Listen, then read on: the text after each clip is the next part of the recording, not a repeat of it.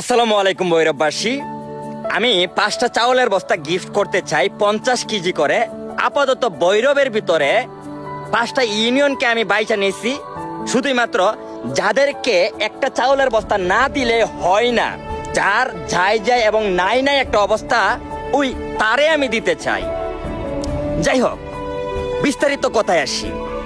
1 মাসের ভিতরে আমি স্টেপ বাই স্টেপ সকলের ঘরে প্রতি বস্তায় 50 কেজি করে চাউল থাকবে।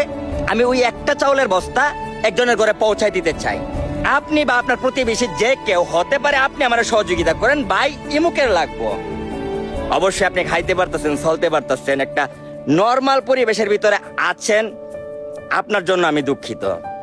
আমি আপাতত ভৈরবের ভিতরে 5টা ইউনিয়নকে সিলেক্ট করছি।